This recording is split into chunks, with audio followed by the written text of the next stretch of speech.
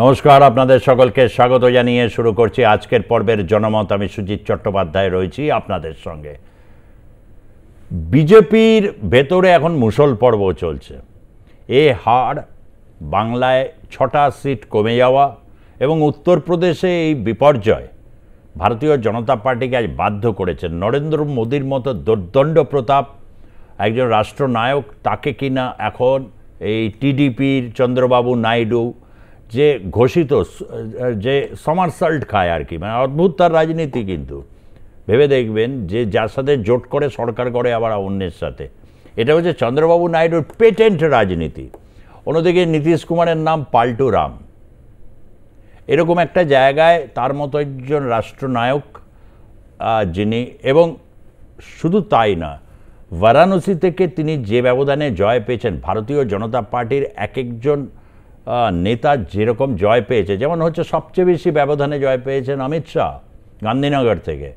নরেন্দ্র মোদীর র্যাঙ্ক সেখানে যতজন বিজেপি এসছেন তার মধ্যে 140তম স্থানে, কিন্তু তিনি প্রধানমন্ত্রী। যাই হোক, তিনি দীর্ঘদিনের জানেন ক্ষমতার রাজনীতিটাকে কিভাবে, তার যে মেকানিজম, ভারতবর্ষ কোথায়, এই এশিয়া মহাদেশে তার মতো মনে হয় বোঝে এমন ব্যক্তি দ্বিতীয় খুঁজে পাওয়া যাবে না। গুজরাটের মুখ্যমন্ত্রী, তার আগে বিরোধী নেতাও ছিলেন না, মুখ্যমন্ত্রী, তারপরে দেশের প্রধানমন্ত্রী, এই নিয়ে থার্ড টাইম। তবে এবারে চরিত্রটা সম্পূর্ণ আলাদা। জয় জগন্নাথ বলে তিনি নেমে পড়েছেন, এবং হচ্ছে জোটটা কতটা কার্যকরী হবে সেটা তো একদিকে, কিন্তু তাই বলে কি নাড্ডাজি বা অমিত শাহ ছেড়ে দেবেন? দ্বিতীয়বারের পর অ্যান্টি ইনকামবেন্সিকে উপেক্ষা করে যে তারা জয়ের স্বপ্ন দেখেছিলেন, সেখানে কেচে গন্ডুস হয়ে গেছে। দক্ষিণ ভারতে তবু কিছুটা কর্ণাটক মুখরক্ষা হয়েছে, তামিলনাড়ু বা ইয়েতে ভোট বাড়লেও সিট তো আসেনি।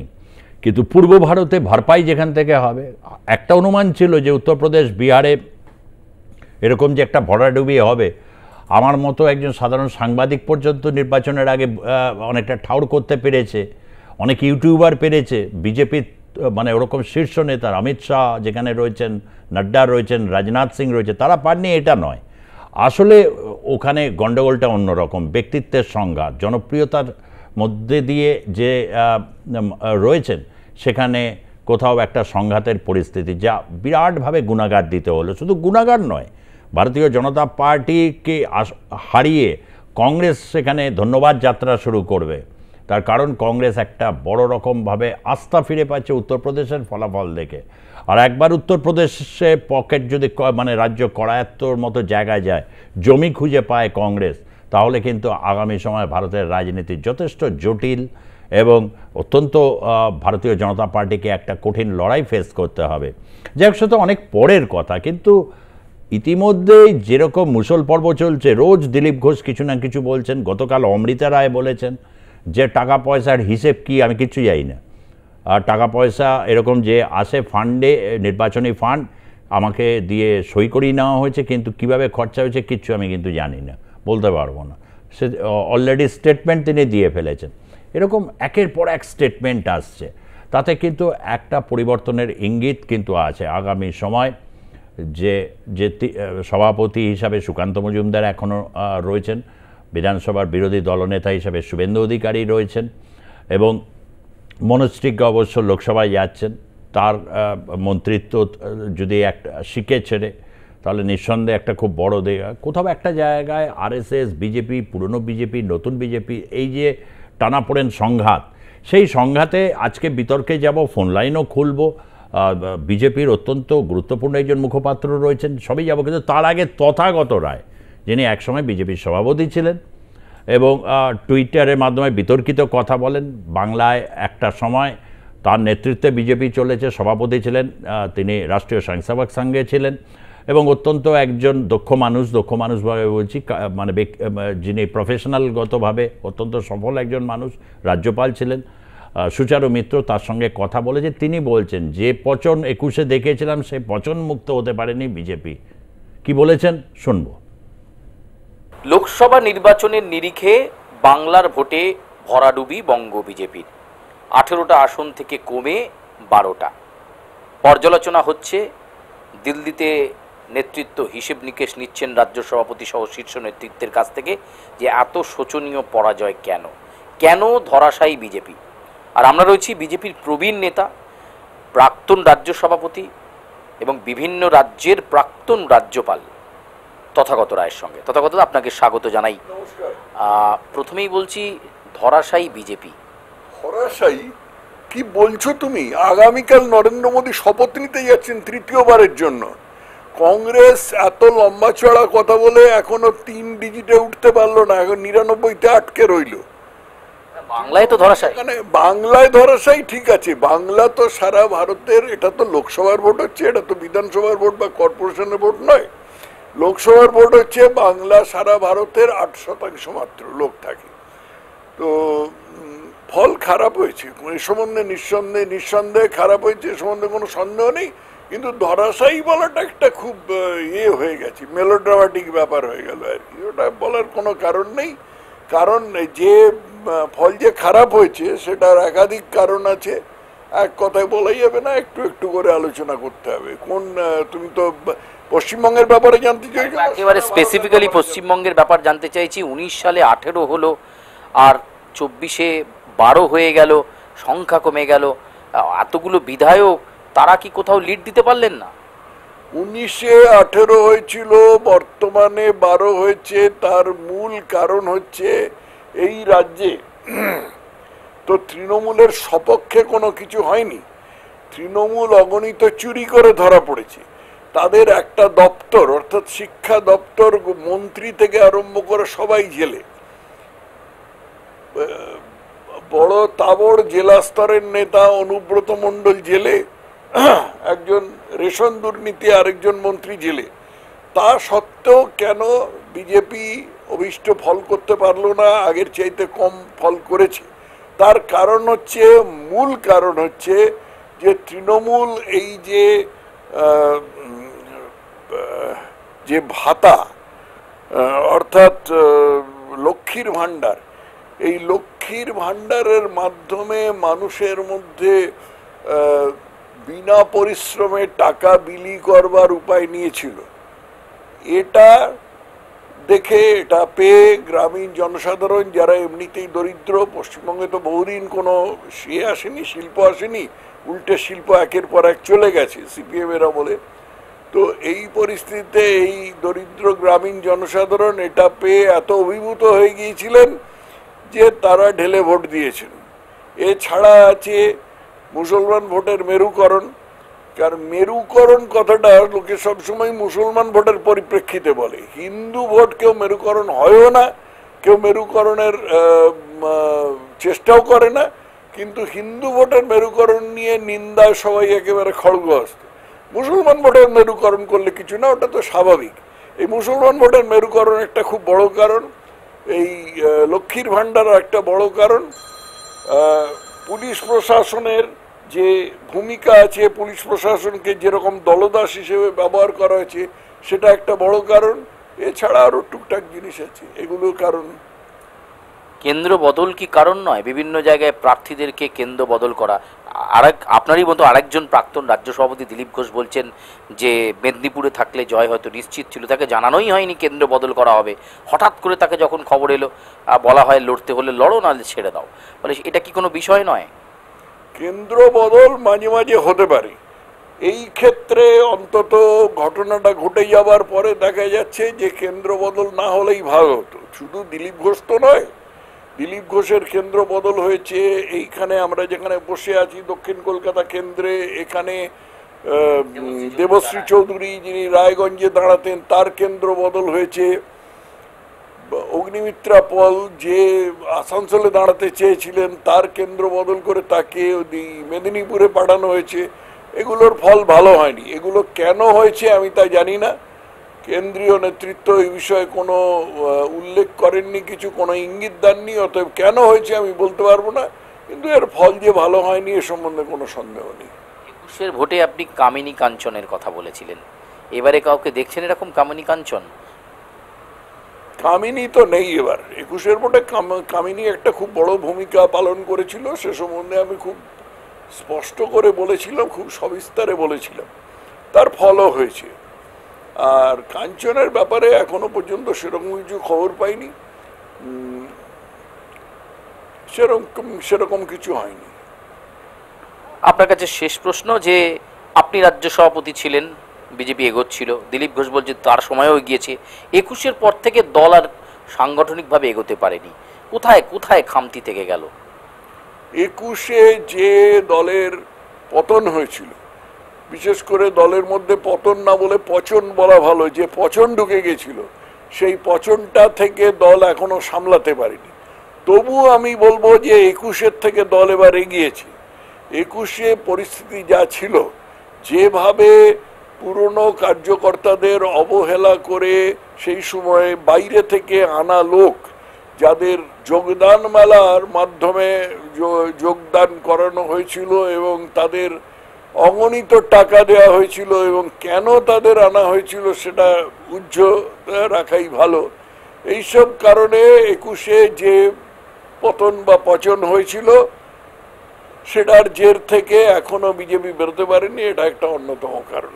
অনেক ধন্যবাদ আপনাকে। আমরা কথা বলছিলাম তথাগত রায়ের সঙ্গে, এবং তিনি তার মতো করে বিশ্লেষণ দিলেন যে কোথায় খামতি রয়েছে এবং কি কারণে বাংলার ফলাফল ভালো হলো না। কেন্দ্রীয় নেতৃত্ব নিশ্চয়ই তার পর্যালোচনা করবে বলেও তার প্রতিক্রিয়া।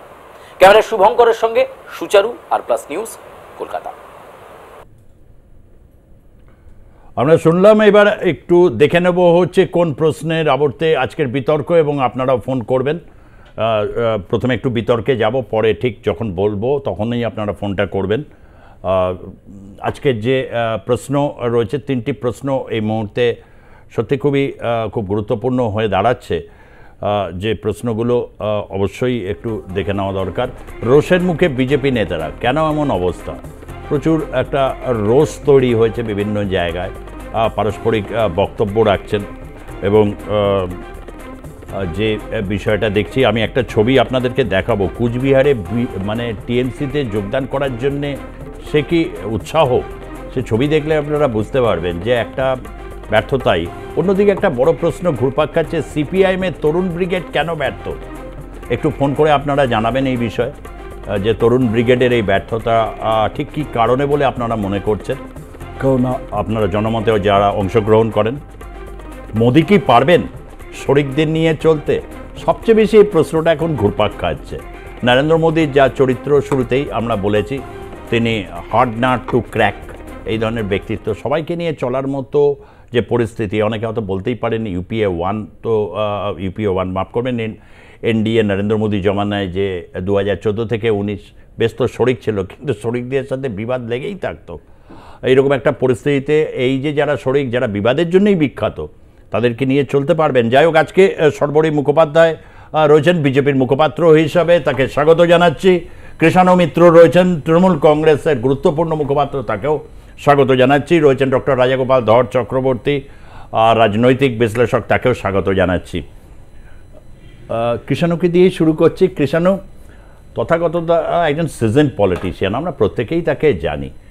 এবারের কিন্তু ভারতীয় জনতা পার্টির ক্ষেত্রে যেমন উনি একটা পয়েন্ট বললেন, যে পয়েন্টটা কিন্তু সত্যি, একদিক থেকে দেখতে গেলে হবে বিতর্কিত হতে পারে, যে মুসলিম মেরুকরণ হয়, কিন্তু হিন্দু মেরুকরণ কখনো হয়ও না, কেউ বলেও না। এটা একটা ফ্যাক্টর হয়েছে।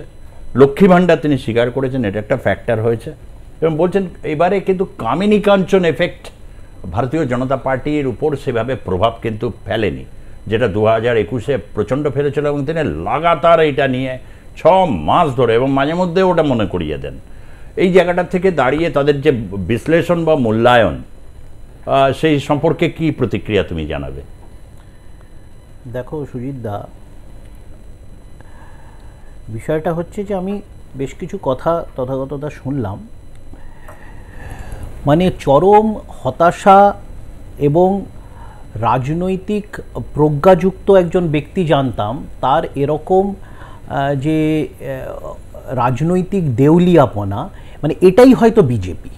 আমি জানি না উনি বিজেপি কিনা, বা বিজেপির নেতৃত্ব ওনাকে বিজেপির নেতা বা প্রাক্তন নেতা হিসেবে স্বীকৃতি দেয় কিনা। তার কারণ হচ্ছে বিগত 1-1.5 বছর ধরে বিজেপির প্রতিনিধিদেরই শুনেছি উনি প্রাক্তন নেতা, ওনার সাথে দলের এখন কোনো সম্পর্ক নেই তাদের বলতে।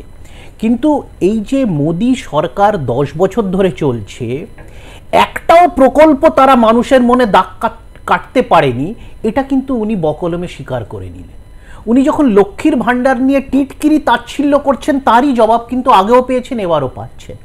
যখন প্রধানমন্ত্রী লখপতি বেহনা বা আমাদের দেখা দেখি শিবরাজ চৌহান মধ্যপ্রদেশে এই লক্ষ্মীর ভাণ্ডারের অনুকরণ করেন, বা তাদের নেতারা বলেন যে আমরা 100 টাকা বাড়িয়ে দেবো লক্ষ্মীর ভাণ্ডারে, তখন তাদের এই যুক্তিগুলো মনে থাকে না। বা বিজেপির নেত্রী মঞ্চে দাঁড়িয়ে প্রধানমন্ত্রী আসার আগে বলেন আমরা ক্ষমতায় এলে লক্ষ্মীর ভাণ্ডার বন্ধ করে দেবো, এই আস্ফলনগুলো। আর বিষয়টা হচ্ছে যে অনেকগুলো কথা লক্ষ্মীর ভাণ্ডার নিয়ে যতই কম বলবেন হয়তো বিজেপির 25, 30, 40 বছর পর গ্রাফটা উঠতে পারে। মুসলিম ভোট, মানে কত বড় হতাশা ভারতবর্ষের। যদি আমি মুসলিম জনসংখ্যার অনুপাত দেখি শতাংশের হারে, তাহলে সব থেকে বেশি মুসলমান জনসংখ্যা যদি কোনো রাজ্যতে থাকে তাহলে সেটা হচ্ছে আর্টসওয়াইল রাজ্য জম্মু অ্যান্ড কাশ্মীর। জম্মু কাশ্মীরে 70% মুসলমান, আগে যে রাজ্যটা ছিল লে লাদাখকে নিয়ে। এই রাজ্যতে বিজেপি সরকার গঠন করেছে, সরকার চালিয়েছে, জোট সঙ্গীর সাথে চালিয়েছে। কেন না হিন্দু মেরুকরণ করে চালিয়েছে। তারপরে কাশ্মীরের পর সর্ববৃহৎ পার্সেন্টেজের হারে যদি মুসলিম জনসংখ্যা কোনো রাজ্যে থাকে সেটা হচ্ছে আসাম, প্রায় 33 থেকে 35% মুসলমান। সেখানে বিজেপি দ্বিতীয় টার্ম সরকার চালাচ্ছে একক মেজরিটিতে। সেটা চালাচ্ছে কেন চালাচ্ছে? হিন্দু মেরুকরণের দিয়ে। বাংলাতে তারা ফেল করছে, তার কারণ হচ্ছে বাংলাতে অবাঙালি, বাংলার ভাষা, সংস্কৃতি, চেতনা, ইতিহাস থেকে দূর দূর অবধি যাদের কোনো সম্পর্ক নেই, যারা কথায় কথায় অমুকজি তমুকজির পায়ে পড়েন, রাজনৈতিক প্রজ্ঞা ধার করার চেষ্টা করেন, বাংলার রবীন্দ্রনাথের মাটি, বিদ্যাসাগরের মাটি, স্বামী বিবেকানন্দের মাটি, রামকৃষ্ণ পরমহংসের মাটি, চৈতন্যদেবের মাটি, এরকম বহিরাগত যখন আমাদের এখানে বেদ বেদান্তের চর্চা একদম উপরে ছিল, তখন হয়তো ওইসব রাজ্যে ব্রিটিশ সেনাবাহিনী ভর্তি হওয়ার লাইন লাগতো। তো সুতরাং এইভাবে ইতিহাস বিকৃত করে একটা ভুল রাজনৈতিক ন্যারেটিভ, অত্যন্ত হতাশা এবং সাম্প্রদায়িক উন্মাদনা দিয়ে বাংলার মন জয় করা যাবে না। আরেকটা হলো এক মিনিট পুলিশ প্রশাসন। আচ্ছা, এই নির্বাচনে যখন ইন্দোরে বিরোধী শূন্য করার চেষ্টা হয় এবং কংগ্রেসের প্রার্থীকেও বিজেপিতে যোগদান করিয়ে নেওয়া হয় এবং প্রায় বিরোধী শূন্য বিজেপি নির্বাচনে যায়, তখন এই পুলিশ প্রশাসন নিয়ে বা নির্বাচন কমিশন নিয়ে বিজেপির নেতারা সরব হন? বা একই কাণ্ড যখন অমিত শাহ যেখানে প্রার্থী সেই গান্ধীনগরে পুনরায় বিরোধী শূন্য করে অমিত শাহ যেতেন, হ্যাঁ, তখন তথাগতরা এরা সরব হন? একই ঘটনা সুরাতে ঘটেছে, একই ঘটনা খজুরাহোতে ঘটেছে। কম করে যতটা পেপারে রিপোর্টেড হচ্ছে 17টা কেন্দ্রে, বিভিন্ন মধ্যপ্রদেশে, গুজরাটে, উত্তরপ্রদেশে, মানে 17টা জায়গাতে এই ঘটনা ঘটেছে। তারপরে নির্লজ্জের মতো 10 বছর ধরে ED, CBI, NIA, election commission, income tax এতগুলো পকেটে নিয়ে যেরকম ওপেনলি যে এদেরকে নিয়ে রাজনীতি করেছেন, নেতা ভাঙিয়েছেন, সরকার গণতান্ত্রিক প্রক্রিয়াতে নির্বাচিত সরকার ফেলেছে, তারপরে বলছেন মেরুকরণ, একটু লক্ষ্মীর ভাণ্ডার। আপনাদের রাজনৈতিক হতাশা এবং দেউলিয়াপনায় প্রদর্শিত হলো। রাজনৈতিক দেউলিয়ার একটা ন্যারেটিভ ফেল, বিভিন্ন রাজ্যের উদাহরণ, রাজনৈতিক সন্ত্রাস বা হচ্ছে যে রাজ্যের উদাহরণগুলো দিল হিন্দু মেরুকরণের যেখানে সুবিধা পাওয়া যাচ্ছে পাচ্ছে, কিন্তু পশ্চিমবঙ্গের ক্ষেত্রে বারবার 21-এ একরকম একটা যুক্তি এলো, প্রচুর এরকম হচ্ছে। এবারে প্রার্থী বদল, এই আমরা তো এগুলো বলছি না, যা বলার আগে আমরা প্রশ্ন তখন রেখেছিলাম, এখন প্রশ্ন আবার রাখার জায়গা নিয়ে তখন দিলীপ ঘোষ উত্তর দিচ্ছেন, সৌমিত্র খা উত্তর দিচ্ছেন, বিভিন্ন জন উত্তর দিচ্ছেন। সেই জায়গা থেকে দাঁড়িয়ে ভারতীয় জনতা পার্টির বহু মানুষ এবারও হতাশ হয়েছেন যারা ভোট দিয়েছেন, তাদের উদ্দেশ্যে আপনি কি বলবেন? আচ্ছা, প্রথমেই তো ভারতীয় জনতা পার্টিকে ভোট দিয়েছেন এই বাংলায় 2,33,00,000 উপরে মানুষ। তাই ভারতীয় জনতা পার্টির মুখপাত্র হিসেবে আপনাদের চ্যানেলের মধ্যে দিয়ে সেই সকল মানুষের কাছে আমাদের কৃতজ্ঞতা, আমাদের ধন্যবাদ জ্ঞাপন করলাম। দ্বিতীয় কথা হচ্ছে যে কৃষ্ণদা বললেন, নানান জায়গাকার কথা বললেন, নিজের জায়গার কথা যদি আলোচনা করি সেটা হচ্ছে ডায়মন্ড হারবার, যেখানে 7 লক্ষ ভোটে জিতেছেন প্রার্থী। এবং যেখানে ভোটটাই হয়নি সেই নিয়ে ডে অফ পোলিং এবং কাউন্টিং দুটো দিনই বিরোধীদের আমি শুধু আমার দলের যিনি প্রার্থী ছিলেন তার কথা বলছি না, আমরা টিভিতে বিভিন্ন চ্যানেলে ছিলাম, দেখেছি যে বাম প্রার্থী প্রতীকুর রহমান তাড়া করে বেড়াচ্ছে ডায়মন্ড হারবারে, আমরা দেখেছি। আমাদের যিনি প্রার্থী তিনি ধর্ণা দিচ্ছেন যে এজেন্ট বসতে দিচ্ছে না। প্রচুর মানুষ বারংবার জানিয়েছে আমাদের ভোট দিতে দিচ্ছে না। এরপরে যখন এভাবে ভোট করবার পর যখন বলতে লাগে এই সমস্ত কথা তখন মনে হয় ঠিক আছে। ডায়মন্ড হারবার আপনি বলছেন, আপনার কথাটা কিন্তু আমি পাল্টা কোনো প্রশ্ন হয়েছে না। দিলীপ ঘোষ বলছেন বহু জায়গাতে এমনিই বসাতে পারিনি। না, দেখুন দিলীপ ঘোষ নিজের ক্ষেত্রে ছিলেন এবং উনি অন্য কোন ক্ষেত্রে দায়িত্ব নিয়েছিলেন বা এটা আমার জানা নেই, কিন্তু কোথায় কোথায় বসাতে পারেননি মানে প্রচুর জায়গায় এজেন্ট বসানো যায়নি এবং যেখানে যেখানে হয়তো এজেন্ট বসানো গেছে মানুষ ভোট দিতে পারেনি। এটা বিভিন্ন চ্যানেলে 7 দফায় আমরা দেখেছি। কিন্তু নির্বাচন কমিশনের ভূমিকায় প্রচুর বিজেপি আবারও বলছি ডেপ্লয়মেন্টটা কিন্তু রাজ্য সরকার করেন, অতএব কোন গলিতে ঝামেলা হচ্ছে সেই ঝামেলাটা কিন্তু যারা কেন্দ্রীয় বাহিনী থাকেন তারা ওই পাশের মানে আপনি সরকার গলিতে ঝামেলা হচ্ছে তাদের বললেন সরকার গলি পে চলে যাইয়ে, তারা যেতে পারবে না। ফলত ডেপ্লয়মেন্টটা ভীষণ ইম্পর্টেন্ট একটা বিষয়। আর একটা জিনিস আমরা আপনাদের চ্যানেলের মধ্যে দিয়ে দেখেছিলাম, সেটা হচ্ছে যেখানে ভোট দিতে পারছে না মানুষ অবৈধ জমায়েত, সেইখানে একজন কেন্দ্রীয় বাহিনীকে নিয়ে যাওয়া হয়েছে বলে কেন্দ্রীয় বাহিনীকে কেন বিজেপির কোনো একজন কার্যকর্তা মোটরসাইকেল করে নিয়ে এসছে বলে কেন্দ্রীয় বাহিনীর মানে অস্ত্র কেড়ে নেওয়া হচ্ছে, এ দৃশ্যও মানুষ দেখেছে। আমি একটুখানি আমি এই প্রশ্নের সাথে কাউন্টার আমি তাহলে রাজাগোপালদার কাছে একটু যেতেই হবে এখন। তবু কৃষাণু যখন হাত তুলেছে একটুখানির জন্য আমি একটা জিজ্ঞাসা করব। আমি লাস্ট পয়েন্টটা আমি যা তথাগত তারা বলছেন বা ডিসেকশন চলছে, সর্বরী মুখার্জি যেহেতু মুখপাত্র অফিসিয়ালি তিনি ওই প্রশ্নগুলো রেখে দিলেন, অর্থাৎ কোথাও একটা জায়গায় ডায়মন্ড হারবার। আমি পাল্টা প্রশ্ন রাখিনি, কিন্তু একটা ঘটনার উদাহরণ দিয়েছে নিউ টাউনের একটি বুথেও জিততে পারেনি টিএমসি, এটা একটা ফ্যাক্ট। নিউ টাউনে যেটা হলো যে ওই ভোট দিতে দেওয়া হয়নি, তার একটা প্রভাব পড়েছে ওখানে। মানুষ এবার বলেছেন ভোট দিতে পেরেছেন, ওখানে তারা তৃণমূলকে বর্জন করেছেন। যদিও ওই কেন্দ্রে থেকেও বিধানসভা থেকেও লিড পেয়েছেন কাকলি ঘোষ দস্তিদার, আমি সেটাই জানি না। আমার কথা হচ্ছে এই বিপুল জয়ের মধ্যেও কতগুলো জায়গা রয়েছে সেটাও কি তৃণমূল স্বীকার করবে যে অনেক জায়গায় এরকম ল্যাচেস রয়েছে যেগুলো দীর্ঘদিন মানুষ, এর মধ্যে অনেকে থাকেন যে তারা ভোটার রয়েছেন তৃণমূলের কিন্তু ভোট দিতে পারেননি বিভিন্ন সময়, তারাও হয়তো ক্ষিপ্ত হয়ে গেছেন, এরকম একটা জায়গা কি স্বীকার করবে? খুব সংক্ষেপে। এখন অভিষেক বন্দ্যোপাধ্যায় 7 লাখের উপর মার্জিন দিয়ে বিজেপির গাত্র দেওয়া হলে আমার কিছু করার নেই, কিন্তু আমি যদি পাল্টা প্রশ্ন করি বিদিশাতে শিবরাজ সিং চৌহান 8 লাখের বেশি মার্জিনে কিভাবে জিতেছে? তাহলে যদি মার্জিনটা 7 লাখ 8 লাখ হলে কারচুপি বা ভোট দিতে দেওয়া হয়নি বা ছাপ্পা ভোট এইসব অভিযোগ হয়, তাহলে বিজেপির দুটো কেন্দ্রের কথা বলবো। একটা ইন্দোরে বিজেপি প্রার্থী 10 লাখের বেশি মার্জিনে জিতেছেন এবং বিদিশাতে স্বয়ং শিবরাজ সিং চৌহান 8 লাখের বেশি মার্জিন। আমি একটা জিনিস বলি, এই যে ডিপ্লয়মেন্টের কথা সর্বরী, ডিপ্লয়মেন্টে বলছি এইবার কিন্তু এই পুরনো ক্লিশে যুক্তিগুলো চলবে না। তার কারণ হচ্ছে এইবার স্বয়ং বিরোধী দল নেতা শুভেন্দু অধিকারী বলেছিলেন যে রাজ্য পুলিশকে ঠুটো জগন্নাথ করে রাখা হবে 100 মিটার দূরে, মোদিজির পুলিশ এসে নির্বাচন কমিশনের তদারকিতে ভোট করবে এবং তার জন্য কেন্দ্রীয় বাহিনীর একজন স্পেশাল অফিসার যারা এইসব কমপ্লেনগুলো নিয়ে ডাইরেক্ট করবে। আর পুলিশের উপর দেখিনি সুজিতদা, না আমি এক সেকেন্ড বলে নি মাঝখানে, এটা আপনাদের প্রবলেম, এটা দেখিনি। না না, কারণ আমরা দেখেছিলাম মেদিনীপুরের প্রার্থী অগ্নিমিত্রা পাল, তিনি দেখছেন কলকাতা পুলিশের ইউনিফর্ম পরে তিনি ভোট করাচ্ছেন, এবং তিনি ভোট করাচ্ছেন না,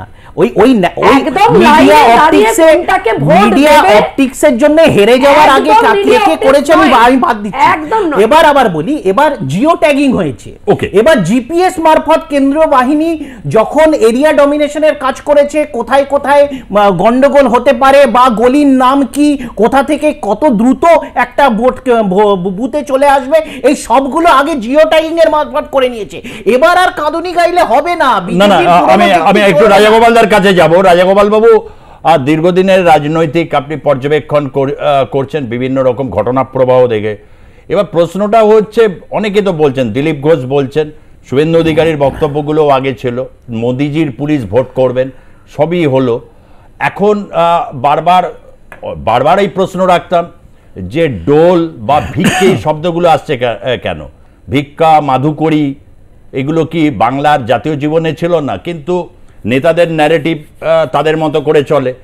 এরপর যে ডিসেকশন, তথাগততা বলছেন যে হ্যাঁ লক্ষ্মী ভাণ্ডার ফ্যাক্টর হচ্ছে, এই যে জায়গাগুলো হচ্ছে, তাহলে এর দায়টা কি নেওয়া উচিত রাজ্য বিজেপি নেতৃত্বের? কোথাও কি ঠিক কি মানে এই মুহূর্তে তাদের করণীয়, আপনি কি মনে করেন? হ্যাঁ, দেখুন, যে নির্বাচনে যখন একটা ধাক্কা খায় কেউ, তখন একটা শিক্ষা হয় যে মানে ধাক্কা না খেলে কেউ শেখে না, বুঝেছেন? বামফ্রন্ট 34 বছর ধাক্কা খায়নি, শেখেও নি, ব্যাস বিলুপ্তি ঘটেছে। দেখা যাচ্ছে বিজেপি ভালো ধাক্কাই খেয়েছে।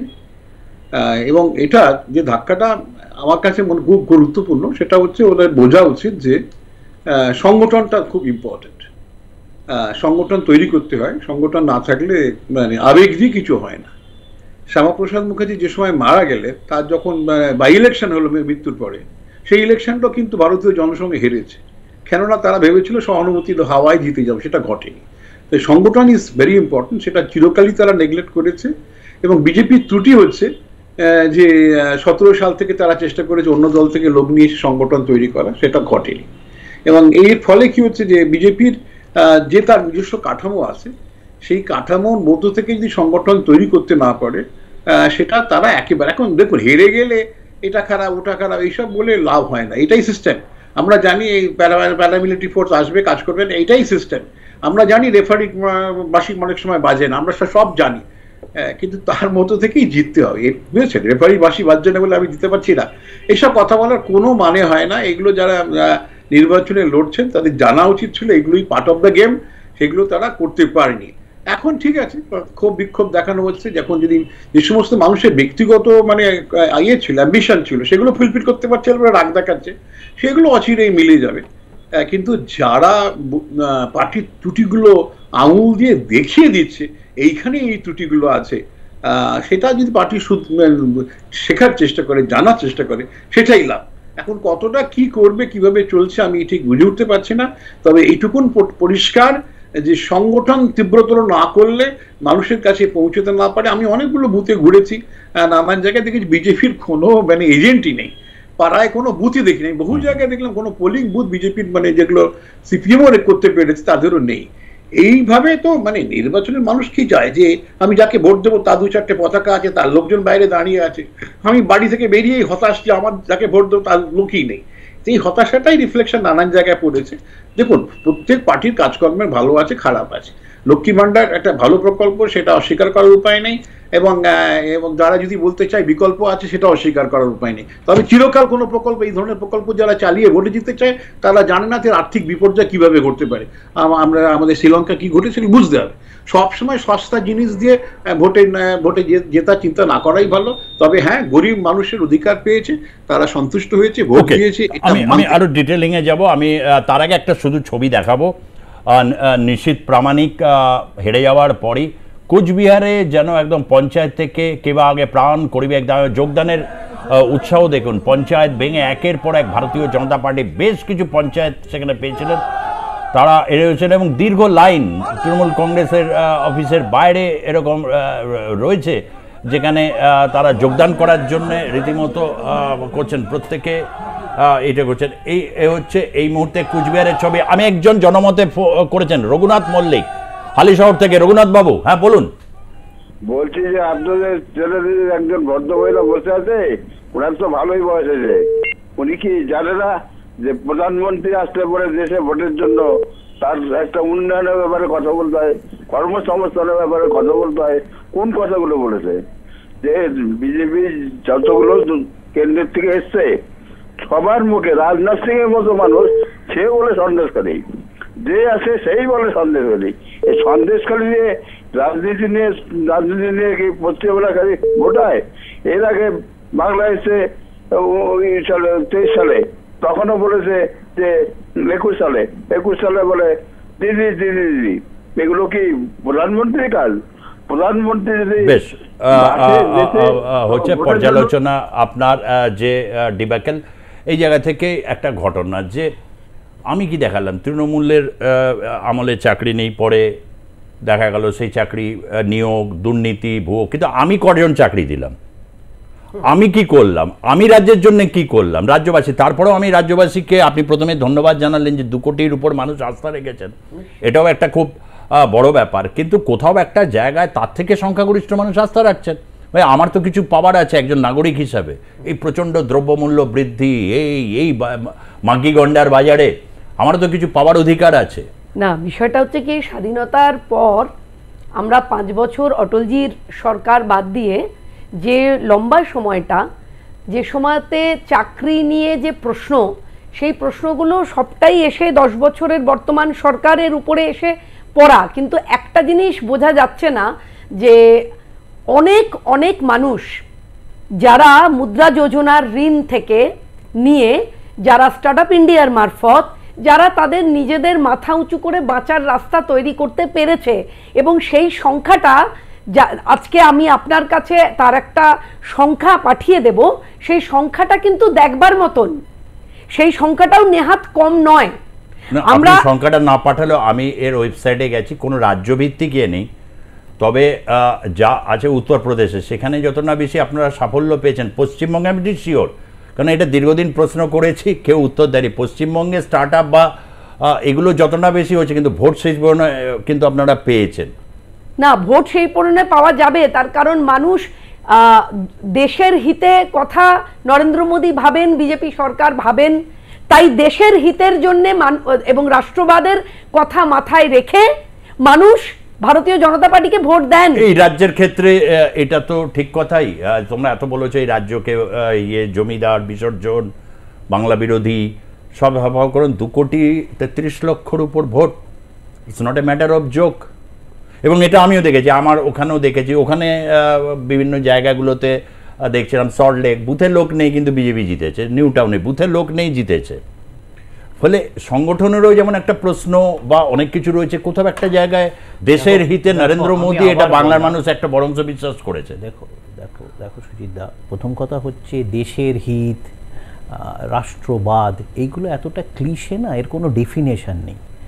মানে চায়নাকে নতুন করে জমি দখল করতে দিয়েছি, কিলোমিটার পর কিলোমিটার চায়না ভারতের জমি দখল করে নিয়েছে নরেন্দ্র মোদীর আমলে, আবার সেই ছবি এবং সেই খবর করার জন্য মিডিয়াকে আমি আটকে দিয়েছি। চায়না ঢুকে আমার 20 জন সেনাবাহিনীকে বাটাম দিয়ে পিটিয়ে মেরে চলে গেল, সেই খবর আমি চেপে দিলাম। এটা কোন রাষ্ট্রবাদ?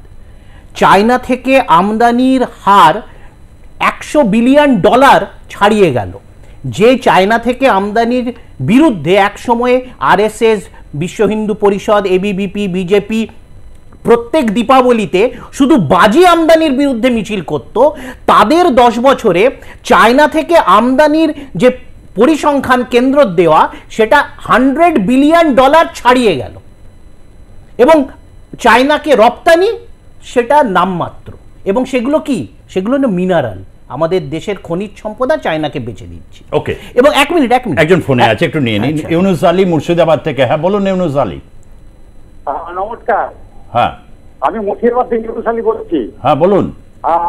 মাননীয় বিজেপির পক্ষ থেকে ওনার উদ্দেশ্যে একটা কথা বলবো যে প্রকৃতপক্ষে আপনি তো বিজেপির প্রতিনিধি হিসাবে আজকে স্টুডিওতে উপস্থিত হয়েছে। আপনার কাছে প্রশ্ন যে আপনার দল বা আপনার নেতৃত্ব এই যাবৎ কোনো বিরোধী ভূমিকা পালন করতে পেরেছে?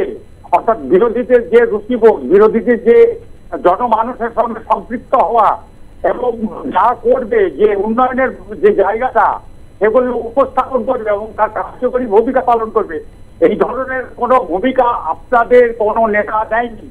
ফেক ঘটনা তৈরি করে, ইস্যুবিহীন ঘটনাকে উপস্থাপন করে আপনাদের লোডশেডিং মাস্টার, যেটা হচ্ছে যে কোর্ট, হাইকোর্ট, তারপরে সিবিআই, আইসি, এই সমস্ত রাজ্যপাল, এই করেই তো মানুষের সঙ্গে ভোট রাজনীতি করতে গেল।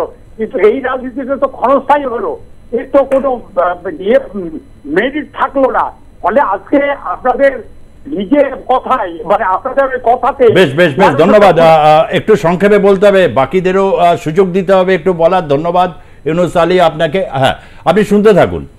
কৃষাণু, দেখো, আমি আবার বলছি, এক সময় রাজ্য বিজেপির তো রাজ্যতে মানে পশ্চিমবাংলাতে রাজনৈতিক আন্দোলনের কোনো ইতিহাস নেই। একটি ইতিহাস আছে, সেটা হচ্ছে 3 বিঘা আন্দোলনের সময় বিজেপি তার বিরোধিতা করেছিল এবং বিজেপি, আরএসএস, এবিভিপি তারা এর তীব্র বিরোধিতা করেছিল ফরওয়ার্ড ব্লকের সাথে। এবং ফরওয়ার্ড ব্লক যেহেতু তারা গুরুত্বপূর্ণ জোটসঙ্গী ছিল, তাদেরটাই হয়তো গুরুত্ব পেয়েছিল মিডিয়ার কাছে, বিজেপির বিরোধিতাটা সেইভাবে করেনি। সেই বিজেপি যখন ক্ষমতায় এলো সংখ্যাগরিষ্ঠতা নিয়ে 2014 সালে, 2015 এক বছরের মাথায় তারা ল্যান্ড বাউন্ডারি এগ্রিমেন্ট করলো বাংলাদেশের সাথে এবং সেই এগ্রিমেন্টের মারফত পশ্চিমবাংলার যে একসময় 3 বিঘে একটা করিডোরে 3 বিঘে জমি বাংলাদেশকে দেওয়ার বিরোধিতা বিজেপি করেছিল, সেই বিজেপি প্লেটে সাজিয়ে 41 বর্গ কিলোমিটার পশ্চিম বাংলার জমি বাংলাদেশকে দিয়ে দিল।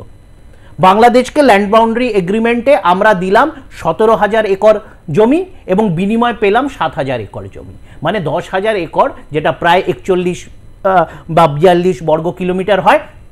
এইটা বাংলাদেশকে প্লেটে সাজিয়ে দিয়ে দিলাম। এবং সেই দ্বিচারিতা কীরকম এই প্রধানমন্ত্রীর, যখন কাচ্চাথিবু দ্বীপ তামিলনাড়ুতে, কাচ্চাথিবু দ্বীপ কবে কংগ্রেস দিয়েছিল কি দিয়েনি সেই ইতিহাস আমরা কেউ অত পরিষ্কারভাবে জানি না। প্রধানমন্ত্রী তামিলনাড়ুতে গিয়ে বলছে কংগ্রেস কাচ্চাথিবু দ্বীপ শ্রীলঙ্কাকে দিয়ে দিয়েছিল, তার সাকুল্যে তার জমিটা হচ্ছে 5 বর্গ কিলোমিটার। উনি নিজে বাংলার 41-42 বর্গ কিলোমিটার জমি প্লেটে সাজিয়ে বাংলাদেশকে দিয়ে দিলেন, সেটা কেউ আলোচনা হলো না। আবার আমি আসবো এক এক করে। উৎপল ঘোষ ফেসবুকে কমেন্ট করেছেন, যেটা কৃষাণু বলছে অনেকটা কি সেরকমই শুরু হচ্ছে। উৎপল ঘোষ তার ফেসবুক কমেন্ট, সেখানে কি লিখছেন তিনি এই জায়গাটায়, এই নির্বাচন থেকে বিজেপির শিক্ষা নেওয়া উচিত যে এই নির্বাচন থেকে বিজেপির শিক্ষা নেওয়া উচিত। বাংলাকে বঞ্চনা করলে বাংলার মানুষ তার উপযুক্ত এইভাবেই উত্তর দেবে। অর্থাৎ বঞ্চনার প্রসঙ্গ কোথাও হচ্ছে যে বাংলাকে কোথাও একটা জায়গায় 3 বিঘার প্রসঙ্গ নিয়ে এলে আমি জাস্ট একটা বলে দিই একটু যাই। এর আগে বিজেপি তো 18টা পেয়েছিল। এই যে একজন আপনার যিনি আরেকজন এখানে উপস্থিত আছেন উনি তো বললেন যে শিক্ষা নেওয়া উচিত, ভোটের রেজাল্টের পর শিক্ষা। আমরা 2019 শিক্ষা নিয়েছিলাম। আচ্ছা, সেই সময় 18টা এমপি বিজেপি বাংলা থেকে জিতেছিল। পাশের রাজ্য বিহার থেকে 17টা এমপি বিজেপি জিতেছিল, গুজরাটে 26টা, গুজরাট থেকে 7টা ক্যাবিনেট মিনিস্টার, বিহার থেকে 17টা এমপি নিয়ে 4টা ক্যাবিনেট মিনিস্টার, বাংলা থেকে 18টা এমপি নিয়ে একটাও ক্যাবিনেট মিনিস্টার দেয়নি। তো এটা বহিরাগতদের দল। দেখুন, এর সাথে বাঙালির দূর অব্দি কোনো সম্পর্ক নেই, এরা বেসিক্যালি বাঙালি বিদ্বেষী বিরোধী। তো সুতরাং এই দল কখনো বাংলার জন্য ভালো করবে না, বাংলা থেকে টাকা নিয়ে যাবে, বাংলা থেকে টাকা আটকে দেবে, বাংলার পুঁজি আটকে দেবে। অনির্বাণ চক্রবর্তী বাঁকুড়া থেকে। হ্যাঁ, অনির্বাণ বাবু বলুন। নমস্কার, শুভ সন্ধ্যা। প্রচন্ড মেধাবী করছেন ওই তৃণমূলের যিনি মুখপাত্র আছে। আজকে আমি একটু 1 মিনিট টাইম নেবো এবং টপিকটা একটু অন্য কথা বলবো, আশা করি উনি আনসারটা দেবেন। হ্যাঁ, ব্যাপারটা হচ্ছে যে এখন না রাজনীতিটা হয়ে গেছে একটু ব্যক্তি কেন্দ্রিক। মানে আমি যেগুলো এতদিন ধরে এত খবরগুলো দেখছি, মানে মমতা শুধুই চেঁচাচ্ছে যে মোদী হচ্ছে একটা দোষী মানুষ। বিরোধী রাজনীতি যে কি মানুষ মানে এই নেতাগুলো ভুলে গেছে। আপনারা যদি একটু ইতিহাস ঘাটেন দেখবেন, আজ থেকে কিছু মানে কয়েক বছর আগে যখন অটল বিহারী ছিলেন বিরোধীতে, তখন কিন্তু তাকেও বিদেশে পাঠানো হয়েছিল। তখন গভর্নমেন্ট কিন্তু সে বিরোধী হিসেবে ছিল, কারণ তখন তারা মনে করতো আমরা যে কাজটা করবো সেটা হচ্ছে দেশের হয়ে কাজ করবো, নট পার্সোনাল ইস্যু। এখানে কিন্তু পার্সোনাল ইস্যু হচ্ছে এবং ভোটের জন্য চলছে। Number one. দ্বিতীয় হচ্ছে ওনারা বারবার বলছেন, এই আপনারা সব মিডিয়ার থেকে বা সবাইকারই একটা সন্দেহের ব্যাপার হচ্ছে যে সরকার টিকবে কিনা। যদি এই সরকার না টেকে, মানে এমন ব্যাপারটা হচ্ছে যে আপনারা বিজেপি বা এই এনডিএ সরকার যাই করুক, আর যাই করুক আমরা তার বিরোধিতাই করবো। আমরা বিরোধী আপনারা, সে ভালো করুক খারাপ করুক যাই করুক, এই সরকার যদি ভেঙে যায় তারপরে যদি অন্য সরকার আসে, সেই সরকারের বিরোধিতা কিন্তু এদের এই যে চুনোপুটির মতন যে 4টে দল 5টে দল আছে না, তাদের থেকে অনেক বেশি কিন্তু মানে সংখ্যাগরিষ্ঠতা নিয়ে থাকবে। তখন তারা এদেরকে কাজ করতে দেবে তো?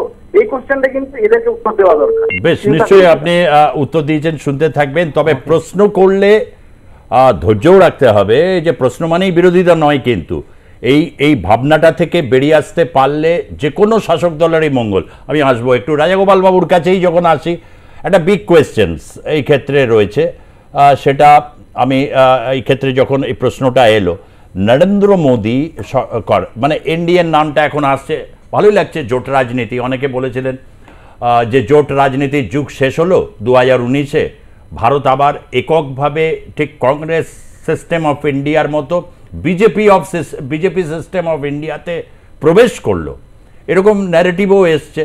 সেই সময়কাটা এটা দেখলাম, আবার এটা এসে গেল হচ্ছে চন্দ্রবাবু নাইডু, নীতিশ কুমার। আমার প্রশ্ন হচ্ছে, নরেন্দ্র মোদী, অমিত শাহ, রাজনাথ সিং, যারা রয়েছেন, তারা এদেরকে নিয়ে, সবাইকে নিয়ে এই সরকার 5 বছর চলবে কি? আপনার কি মনে হয়?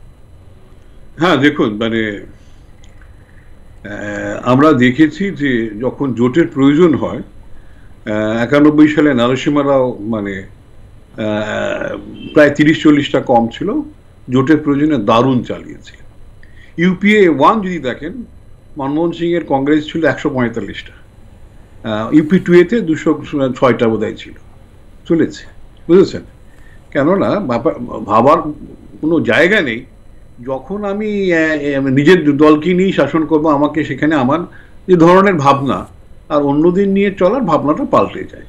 এটা কেউ যদি ভাবে যে নরেন্দ্র মোদী এত বোকা যে সবাইকেই চটাবে, সেটা ব্যাপারটা এত সোজা না। এত সোজা বলে তো উনি এই জায়গায় যেতে পারতেন না। তো ওনাকে উনি নিশ্চয়ই বোঝেন যে ঠিক আছে, যে আইন 10 বছরে করে দেওয়া আছে, দ্যাট ইজ গুড এনাফ। হ্যাঁ, যেই মুহূর্তে রাষ্ট্রপতি ডেকেছেন, ভোট হবে, কনফিডেন্স ভোট হবে, জিতে যাবেন, 6 মাসের জন্য তো নতুন করে কনফিডেন্স বসে আসবে না, দেখবেন কত লোক চলে আসছে। এখন উনি জানেন যে হ্যাঁ, নতুন 2/3 মেজরিটি আইন হবে না, যা আইন আছে সেই দিয়েই যদি কড়া শাসন ব্যবস্থা চালা যায়, ইন্ডিয়াকে সব সেট থেকে যদি একটা হার্ড স্টেটে উনি নিয়ে যেতে পারেন, অসুবিধে কি জানি, অনেকেই সমর্থন করবে। তবে হ্যাঁ, চন্দ্রবাবু নাইডুর বাড়িতে তো ইডি পাঠানো যাবে না, বা নীতিশ কুমারের বাড়িতে ওগুলো করা যাবে না। তখন পরের সরকার যারা আসবে, হ্যাঁ, যিনি আমাদের আছেন, মিত্র সাহেব আছেন, তিনিই পাঠাবেন, তাদের যখন সরকার আসবে তারা পাঠাবেন, এটাই নিয়ম। মানে হচ্ছে যে কেউ নিজের ঘরে পুলিশ পাঠায় না, তখন হ্যাঁ, যখন ক্ষমতা চলে গেলে তারা পাঠাক, ইডি পাঠাক, তো এটাই তো এটাই হবে। কিন্তু যদি রাজাগোপাল বাবু, ওইগুলো তো অন্য প্রশ্ন, এগুলোর মধ্যে এক ধরনের স্লেশ ঠেস, আমি আমি ওই জায়গাটাকে অফ রেখে, ধরুন ইডি সিবিআই পাঠানো না, পশ্চিমবঙ্গে বেশি পাঠালো, এখানে যদি বিজেপি সেই ন্যারেটিভে থাকে দুর্নীতি হয়েছে। আমার কথা হচ্ছে, নীতিশ কুমার বা এদের এখানে জেতালেও এরা মন্ত্রিত্ব পায়, বেশি কম হলেও মন্ত্রিত্ব পায়, ক্যাবিনেট মিনিস্টার পশ্চিমবঙ্গ থেকে ধরুন 2 বা 3টে। বিজেপি তো ওই রেকর্ডটাই ভাঙলো না, সেই জলুবাবুর সময় থেকে দেখছি তপন শিকদার মানে রাষ্ট্রমন্ত্রী পশ্চিমবঙ্গের জন্য একটা অ্যালোটেড, অথচ সিট বেশি চাই, মানে বাংলার দায়িত্ব আর কি বিজেপিকে সিটটা এবং ভোটটা দেওয়া না। আমার কথা হচ্ছে বাংলার বকেয়া টাকাগুলো তো পাওয়া উচিত, তাহলে এদের একটু ভদ্রস্থ জীবনযাপন করা যায়। এই ছোট ছোট কন্ট্রাক্টর, যারা ছোট ছোট কন্ট্রাক্টারই করে, সবাই তো বড় বড় হতে পারে না, তারা একটু কাজটা বেশি করে করতে পারে, এই ব্যাপারটা তো অন্তত পাওয়া উচিত ফেডারেল স্ট্রাকচারে। এটা কি অনেকটা সংকট কাটবে বলে মনে হয়? না, দেখুন, আমি মনে করি না যে বিজেপি যে ফর্ম অফ অ্যাক্টিভিটিস যেভাবে কাজ চালিয়েছে সেখান থেকে খুব একটা সরে আসবে বলে এটা আমি মনে করি না। যদি হ্যাঁ তৃণমূল জানায় যে আমরা এনডিএর সঙ্গে আছি, বা গোপনে বলে বা প্রকাশ্যে বলে, তাহলে জিনিসটা পাল্টাবে। কি বলছে বা কি প্রকাশ্যে কি বলছে সেটা আমরা জানি, গোপনে কি বলছে আমরা জানি না। তো যাই ঘটুক না কেন, যদি কোনো ধরনের মিত্রতা একটা করে আসে, তাহলে নিশ্চয়ই পাবে। এটা তো রাজনীতির ব্যাপার, এখানে আর ওইসব এর করে বলে লাভ নেই। ওকে, বুঝে গেছি আপনি যে জায়গাটা, হ্যাঁ, অ্যাটলিস্ট মানে এইটুকু দাবি করলে, যেমন হচ্ছে বামেরা এত আন্দোলন দুর্নীতি নিয়ে করলো, এই প্রশ্নটা আসবো, তরুণ ব্রিগেড একবারও দিল্লি কেউ যেতে পারলো না, যে একটা অন্তত গিয়ে। সুজিতদা, আমি একটা অন্য বিষয়ে কথা বলছি, মানে এই যে ধরুন বিজেপিকে একটা কম আসন পাওয়ার জন্য নানানভাবে ধিক্কৃত হওয়া, এটা একটা কোথাও একটা বড় কনস্পিরেসি, ডিপ স্টেপ কনস্পিরেসি, যেটা সামনে আসবে।